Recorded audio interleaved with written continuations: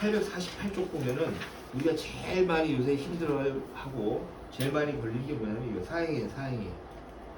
사행이 취소. 사자라는 건 사기, 예? 사기, 사술. 그래서 사기를 쳐가지고 해롭게 되는 경우는 취소가 된다 이거야. 예? 사행이라는 게 무슨 얘기냐면 말 그대로 이거 제일 간단한 게 이거 우리 제일 많이 하는 게. 자, A하고 B가 있는데, 자, A가 납세자예요. 얘한테 세금을 고지를 해서 얘한테 세금을 징수하려고 하는데, 분명히 재산이 있었는데 어느 날 그 재산이 없어졌어.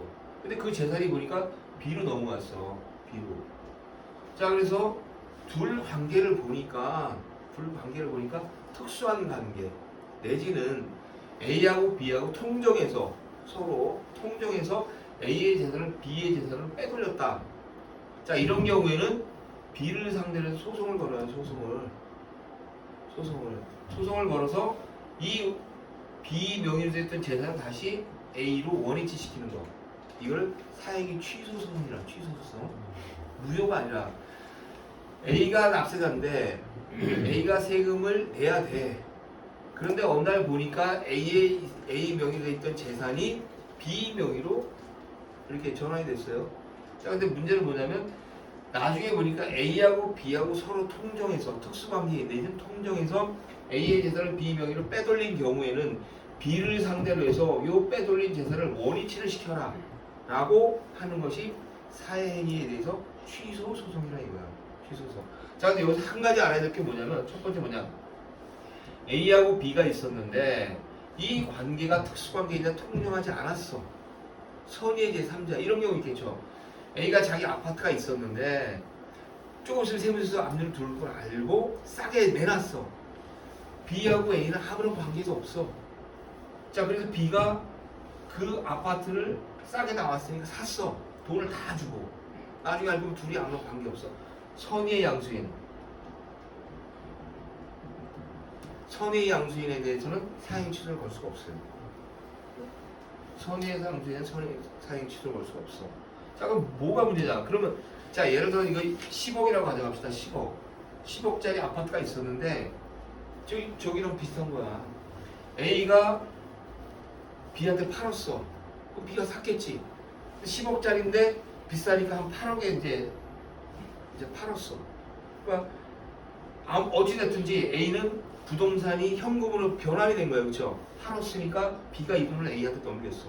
그럼 A는 이 8억에 대해서 세금을 내든지 해야 됐을 거 아니야. 그렇죠? 근데 이 돈을 전부 딴 데서 다 쓴 거야. 분산시키고 은닉시키고. 그리고 어떻게 했냐 물어보면 이러겠죠. 이 돈을 뭐 빚값 냈었고 뭐 어제인지 모른다. 그럼 뭐예요? 네.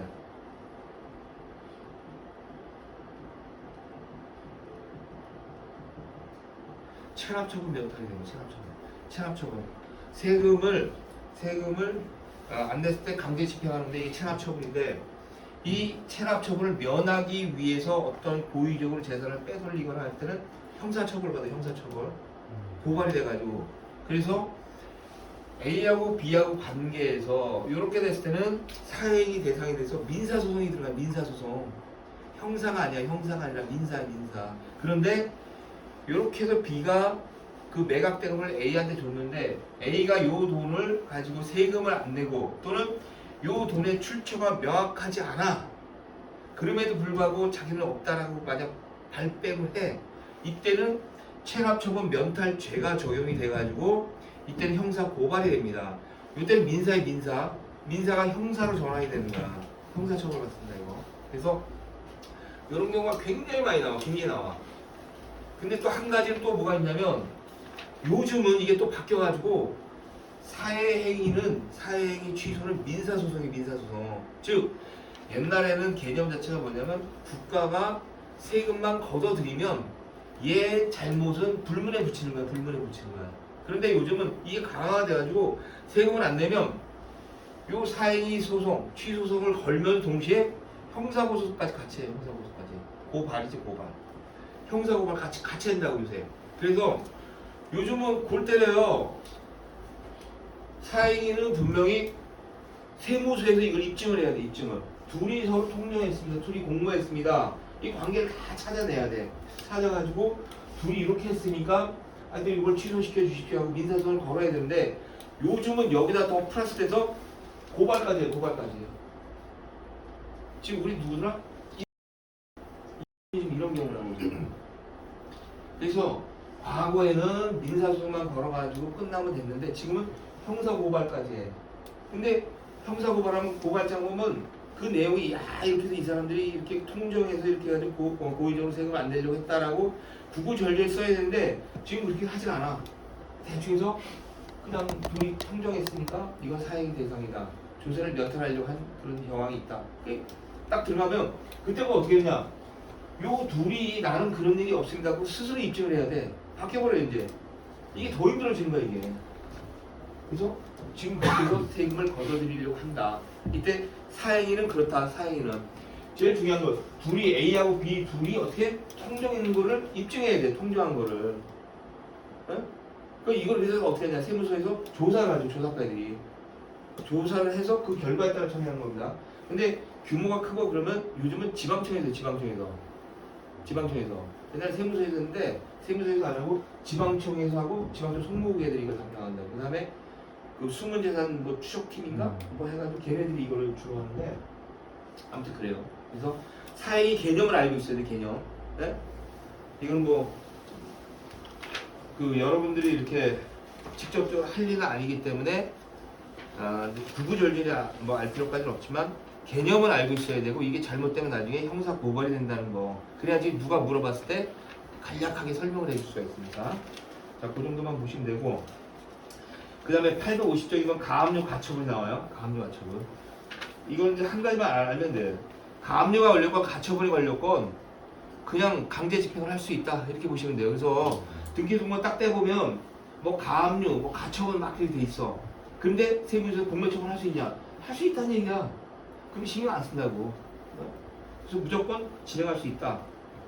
자, 이렇게 보시면 되고 그 다음 상속, 합병 이건 뭐 당연히 쓰게 되고 그 다음에 제3자의 소유권 주장 이게 이제 제일 많이 나오는 건데 뭐 특별한 거 아니고 세무서에서 압류했는데 그게 체납자의 재산이 아니다 라고 하면 그때 주장하는 게 제3자의 소유권 주장이에요. 이제 뒤에 이제 본격적으로 나와.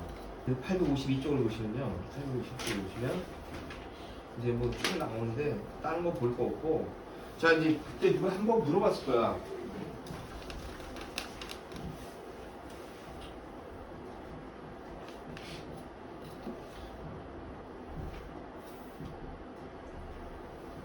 열거주의하고 포괄주의란 말이에요. 열거주의는 딱 법이 열거가 돼 있어. 요거는 하고 요거는 아니다. 그럼 그것만 정해면 되는 거야. 쉽게 얘기하면 뭐냐면 요거에 대해서만 세금을 매기겠다 하면 그거에 대해서만 세금을 매기겠다. 그게 안 나와 있으면 세금을 못 매긴다는 얘기예요. 대표적인 게 소득세법에 보면 그런 거 있어. 옛날에 운석 같은 게 떨어져가지고 그 주스면 뭐 하나가 뭐 로또라는데 몇십억씩 갖고 막 그랬었다고. 그럼 그걸 주웠어. 주워서 팔게 됐어. 몇십억에. 그럼 세금 매기냐? 못 매긴다는 얘기야. 왜?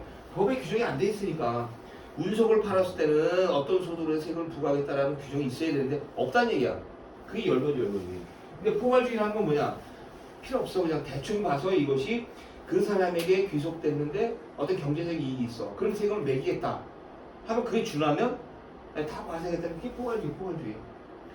이 징수법은요 간단히 보시면 돼. 853쪽에 보시면 다 이거 하나만 적으면 돼. 세 번째 보시면 압류의 금지 또는 제한이 나왔어. 그쵸? 우리 맨날 보는 거야. 이게 뭐냐면 요것만 압류가 안 되고 나머지는 다 압류가 된다 이거야. 그럼 가끔 물어봐요. 뭐 이런 것도 압류돼요? 물어본다고. 된다는 얘기 여기 적용 없으면 무조건 압류된다는 얘기야. 그러니까 열거주의 개념에 나와 있는 건데 실질적으로 포괄주의라는 얘기야. 족이 나와 있는 것만 빼고 나머지는 다 압류 대상이라고 보시면 돼요. 압류 대상. 자, 근데 거기 보시면 자 1번에 보시면 봐봐. 체납자 또는 그와 생계를 같이 하는 가족의 생활에 없어서는 안 돼. 의복, 침구, 가구, 주방기구, 그 밖에 생활 필수도 별표. 이게 뭐야 이게? 가끔 가다가 이게 이제 국세는 안 나오는데 지방세 보면은 세무서 애들이 와가지고 수색한다 해가지고 막 딱지 붙이고 한다 그래.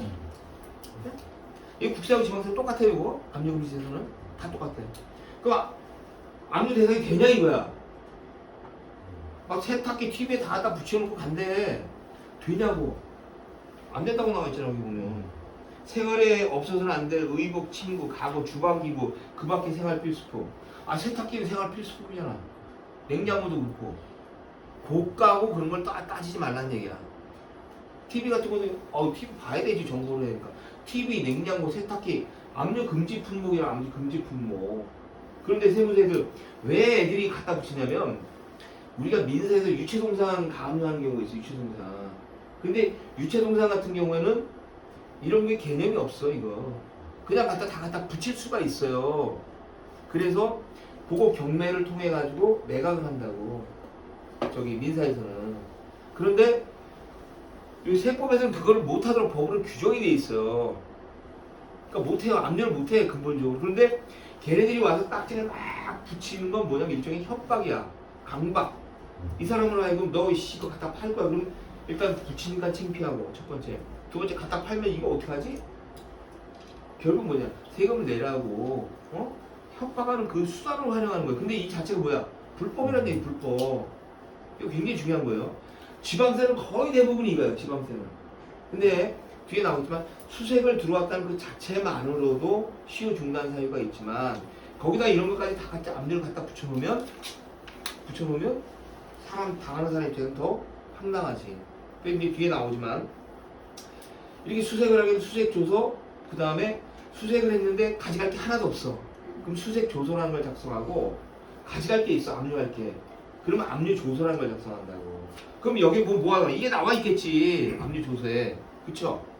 이게 나와 있다고 다 적혀 있어. 그래가지고 그 납세자한테 서명을 다 받도록 돼 있다. 뭐뭐 압류하는 거. 근데 요거 달라면 안 준다? 저기 지방세 애들이? 안 줘. 왜 안 주겠어? 쥐들도 알거든 이거 자기들이 불법으로 압류한 거. 압류 조서에 보면 다 나와 있어. 냉장고, TV, 컴퓨터 뭐 다 있다고. 그럼 자체가 불법이잖아 이게 지금. 네? 걔네들 목록을 다 작성해서 가져가니까 안다고 애들이. 그런데도 그렇게 하는 이유는 뭐냐면 그렇게 해서 하여튼 세금을 하여튼 더 걷어들이려고. 근데 이 자체가 굉장히 잘못된 거거든요. 그러니까 여러분들이 알고 있으라는 게 뭐냐면 걔네들 특성이 그래. 특성이 수색을 나오는 자체만으로도 이미 시효는 연장이 되는 건데 그럼에도 불구하고 여기다 이렇게까지 딱지를 붙이는 이유는 뭐냐면 그렇게 협박을 해서 세금을 걷어들이려고 하면서 불법인 줄 알면서 불법을 애들이 자행을 하는 거야. 그럼 여러분들 어떻게 되겠어요? 그럼 납세자한테 설명해 줘야 될 거 아니야.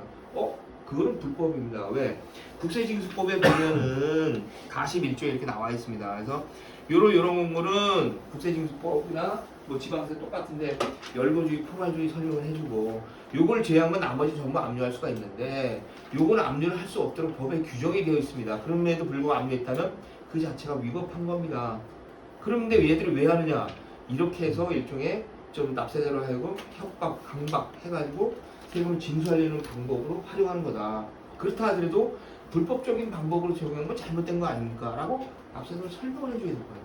그렇죠? 이거 굉장히 중요한 거예요. 그래서 이건 꼭 알아야 되고 그 다음에 이제 854쪽에 보시면 우리 제일 많이 하는 거 소액금융자산. 소액금융자산. 자, 예금은 185만원. 그 다음에 보험금은 150만원.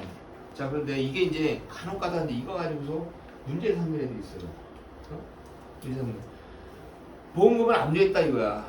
보험금을 압류했는데 보험금이 나오면 두 가지가 있잖아요. 여기 보시면 자, 보험금에 보시면 854에 18 동글뱅이 18에 기억에 보시면 뭐라고 하냐면 진료비, 치료비, 수술비 해서 장애인을 실제 지출되는 보험금, 그 다음에 치료비, 장애인은 보험금 중 이렇게 쭉 두 개가 나와 있어요. 그쵸?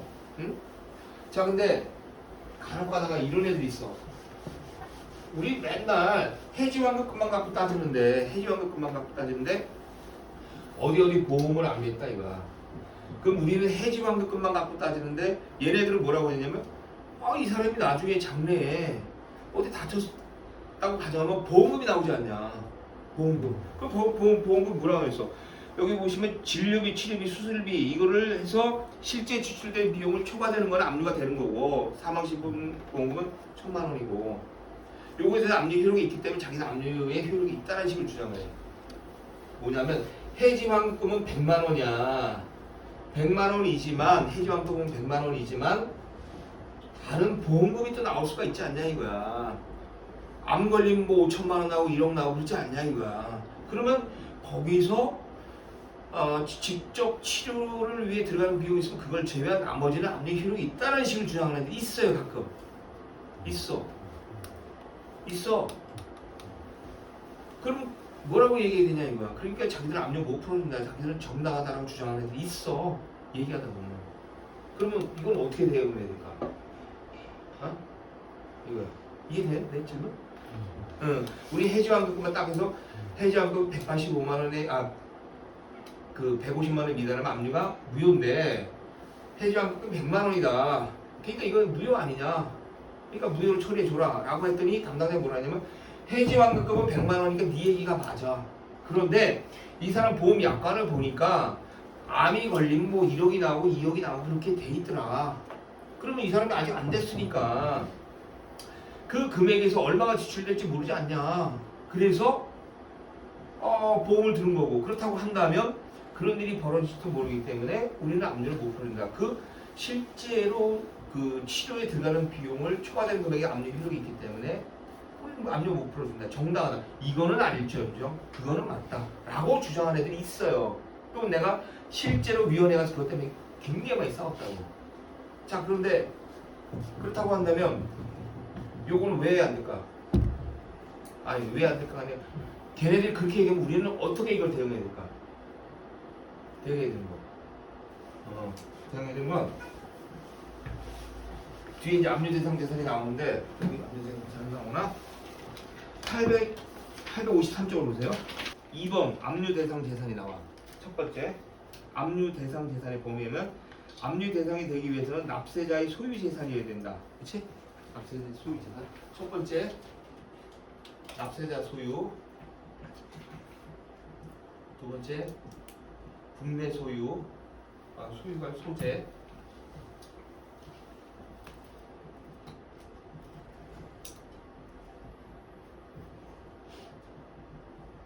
처분 가능성. 그 다음에 양도 가능성. 요거 이거는 외워야 돼. 무조건 외워야 돼. 제일 많이 이게 세무서 애들이랑 또는 납세자랑 얘기하다 보면 제일 많이 써먹는 대목이 여기 통치계도 아니에요. 통치계도. 압류할 수 있는 대상 자산은 체납자의 소유여야 돼. 체납자 게 아니면 안 돼요. 그 다음에 국내 소재에 돼. 국내 소재. 세 번째 처분 가능성, 양도 가능성이에요. 처분 가능성, 양도 가능성.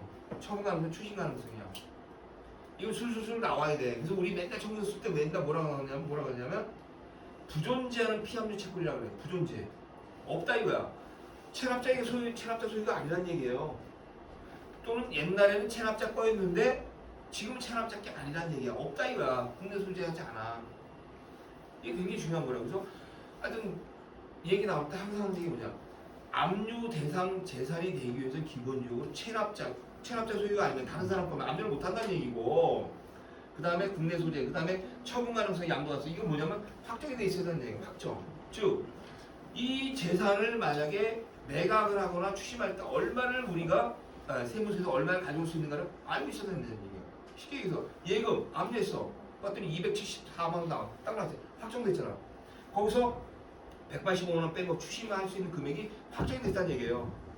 그렇죠?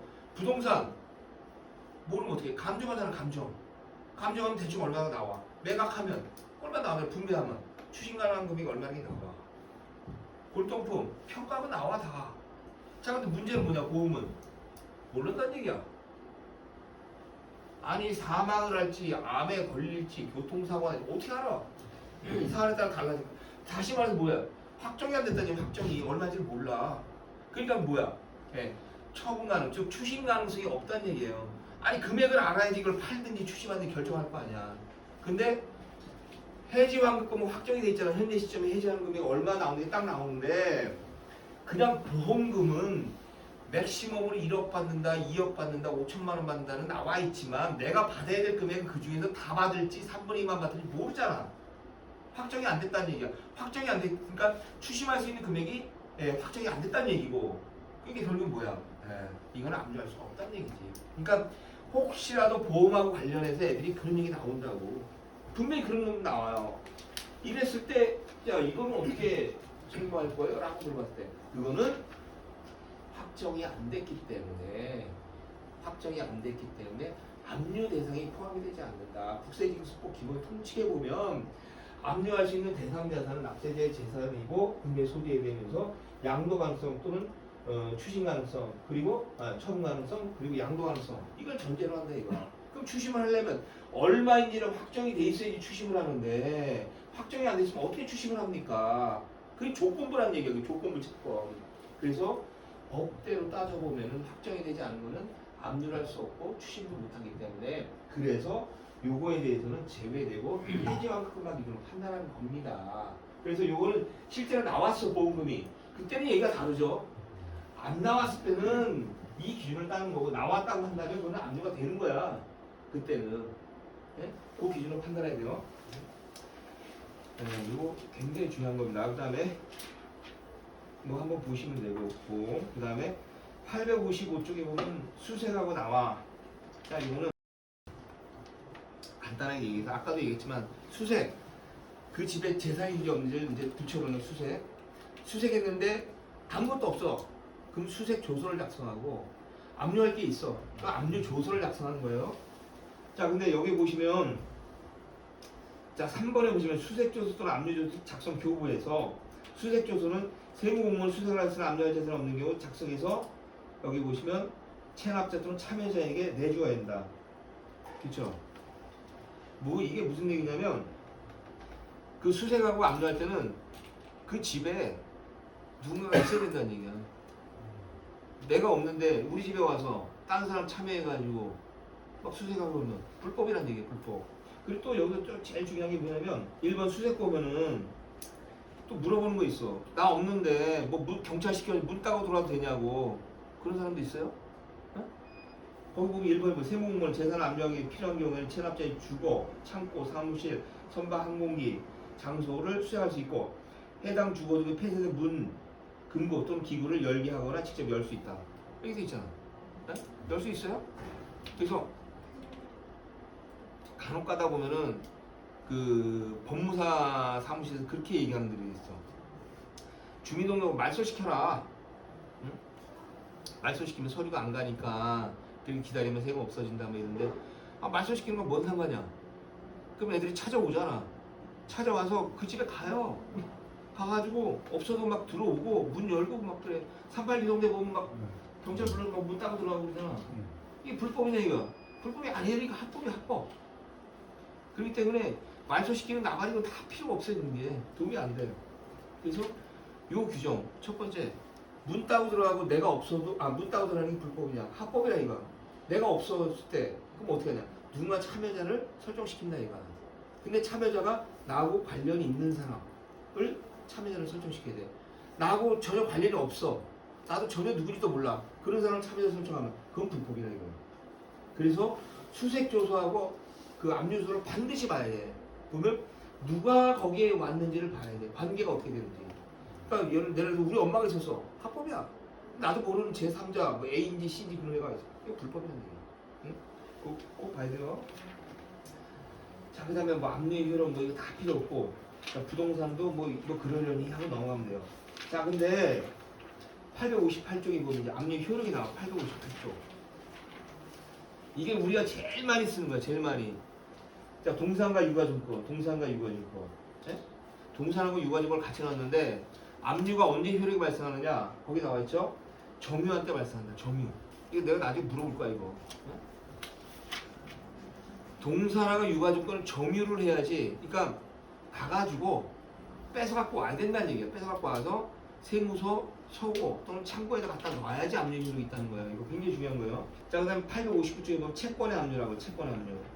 자, 채권은 그 뜻을 제3 채무자에게 통지하는데 제3 그 채무자에게 통지가 완료된 시점, 응? 도달한 때. 그러니까 뭐냐? 은행에다가 압류하겠다는 뜻을 보내요. 압류 통지서를 은행에다가. 근데 은행이 못 받았어. 그러면 압류 효력이 없다는 얘기야. 이거 굉장히 많이 나와요.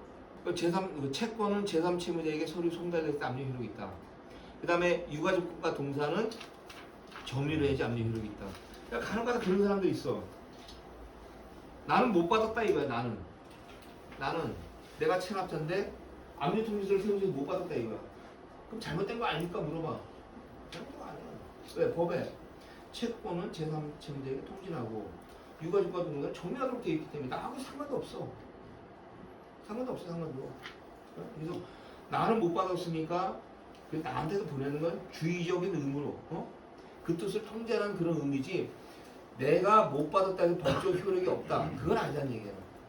굉장히 많이 우리가 제일 많이 쓴 거. 자, 그 다음에 자 이런 경우 이제 압류 절차가 우리가 제일 많이 쓰는 게 유가증권, 그 다음에 채권. 예금은 채권이죠. 보험금도 채권이에요. 그 다음에 거래처 매출 채권. 또 많이 나와. 거래처 매출 채권. 그거 다 채권들이야. 채권은 제3 채무자에게 압류 통지서가 송달할 때 압류 효력이 존재한다. 그 정도만 보시면 되고. 자, 그다음 압류 해제 나와. 해제. 861조. 자, 이런 경우는 압류를 해제한다. 근데 862쪽에 보면요. 862쪽에 보면 자, 똥벌배기 4번에 뭐라고 하냐면 총 재산의 추산 가액이 강제 징수비를 징수하면 남을 여지가 없어 강제 징수를 종료할 필요가 있는 경우 이렇게 나와 있어요. 그렇죠? 이게 뭐냐면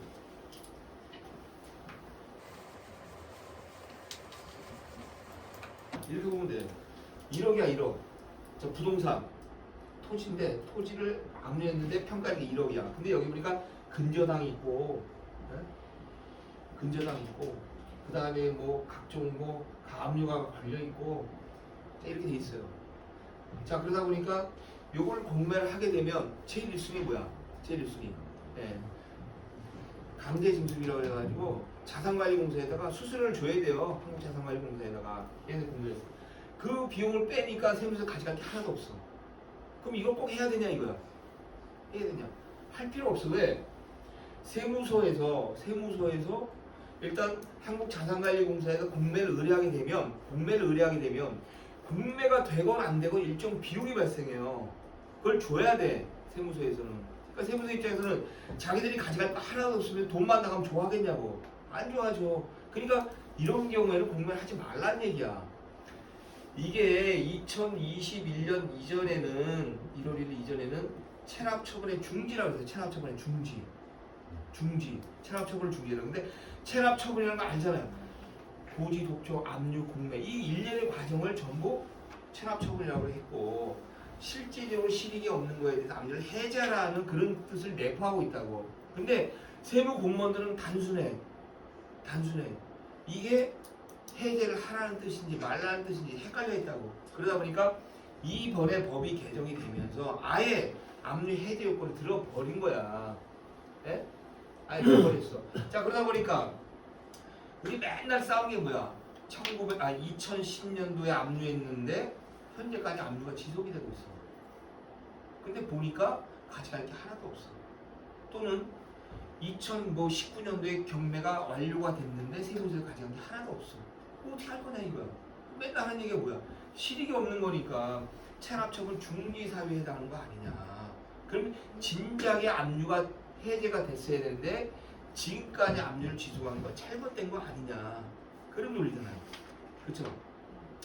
그래서 아예 2021년도부터는 올해부터는 지금 토지 압류하면 무조건 1년 내 다 공매 넘긴다고. 그래서 거기서 공매가 성사가 안 돼버리면 압류를 해제하고 또는 압류를 했는데 보니까 선순위 압류가 무지무지 많이 걸려있어. 그래서 이거는 압류 공매를 해봤자 진행이 안 돼. 그러면 요청하면 바로바로 풀어줘요. 자, 문제는 요 이전에 압류한 것들은 어떻게 할 거냐 이거야. 우리 국세기본법에서 배웠어요. 소급과세는 금지되지만 납세자에게 유리한 쪽으로 법이 바뀐 건 소급에서 적용이 된다고 그랬잖아. 그러면 마찬가지로 자 2015년도에 압류를 해서 지금까지 와. 근데 내역을 보니까 세무서에서 공매를 처분한다 하더라도 가져갈 게 하나도 없는 게 객관적으로 나타났어. 그럼 어떻게 해? 그 시점으로 땡겨달라 이거지. 지금은 땡겨준다 이거야. 땡겨줘. 그래서 요 내용 압류 해제 사유가 이렇게 있는데 과거에는 체납처분 중지였었다. 근데 요건 뭐냐면 지금 시점에 압류한 것들에 대해 적용하는 거고, 기존에 압류했던 거는 구국세징수법을 따져야 되고, 거기는 체납처분 중지인데 똑같은 내용이라 했네. 똑같은 내용. 하지만 납세자에게 유리한 쪽으로 바뀌었기 때문에 이제는 소급해서 압류를 해제한다. 이렇게 보면 될 거예요. 그다음에 참가압류 교육청구 이게 중요하지도 않으니까 그냥 보면 되고, 그냥 청산, 뭐 배분계산서 뭐 이건 뭐 중요하지도 않고 그러니 하면 되고. 자, 그다음에 이제 884쪽에 보면 이제 납세 증명서 제출하라고 한다. 행수에서 그런 경우들 뭐 그런 게 있고. 그다음에 890쪽.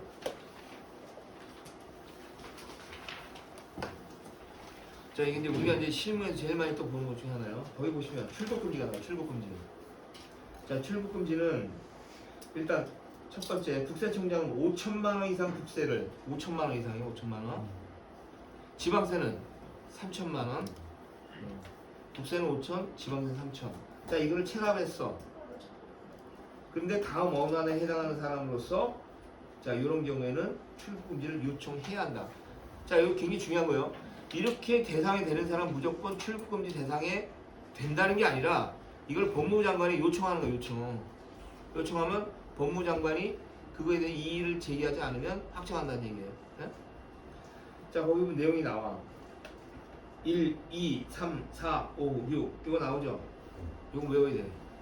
이게 무슨 내용이냐면 대법 판례에서 보면은 뭐라고 나와 있냐면 출국금지를 하는 이유는, 근본적인 이유는 뭐냐면 세금을 안 내고 그 안 낸 세금을 은닉했어. 은닉하고 있다가 그 돈을 가지고 외국으로 도망가려는 걸 방지하기 위해서 출국금지를 만들어 놓은 거지. 세금을 안 냈다는 이유만으로 거주 제한, 취업 제한을 못하게 하기 위해서 출국금지 규정을 둔 건 아니다라는 대법원 판례가 나와버린 거예요. 이해되죠? 출국금지라는 목적은 이 사람이 세금을 안 냈는데 그 안 내고 가만히 보니까 그 돈을 짱박아 놓은 거야. 은닉한 거야. 그 돈을 갖고서 외국으로 도망가려는 걸 방지하기 위해서 출국금지를 규정한 것이다 라는 것이 출국금지의 의미야. 근데 무조건 체납됐다고 해서 못 나가게 하면 잘못된 거다라고 대법원 판단이 나오다 보니까, 그래서 국세청에서 그러면 이런 경우는 재산을 은닉한 경우로 봐야 되지 않느냐 해서 예시적으로 만들어 놓은 거예요. 예시적으로. 그래서 여기에 해당하면 출국금지가 되어 다퉈야 된다는 얘기야. 여기에 해당 안 되면 출국금지 잘못된 거지. 그렇죠? 그래서 여기는 내용이 나온다고. 그래서 배우자 또는 직계존속이 국외로 이주한 사람, 해외에 있는데 해외에 살고 있어. 영주권을 갖고 있든지, 그러면 그 사람을 만나기 위해서 가는 거, 그건 안 된다 이거야. 그 나라로 가는 거. 그 다음에 자기가 그 해외로 가려고 하는데 그 지역에 5만 달러 이상 송금한 사실이 있거나, 응? 그 다음에 고액 상습 체납자로 명단에 등재된 경우. 그 다음에 여기 제일 많이 나오는 거예요. 출국금지 요청을 기준으로 1년간 체납된 국세 5천만 원 이상인 상태에서 1년간 누적이 아니야. 그 다음에 정당한 사유 없이 국외 출입 횟수가 3회 이상이거나 국외 체류 일수가 6개월 이상인 사람. 3회. 이것만 보면, 그러면 이 사람은 출국금지 대상에 해당한다. 그것만 보면 되고, 징수법 이렇게까지만 하겠습니다.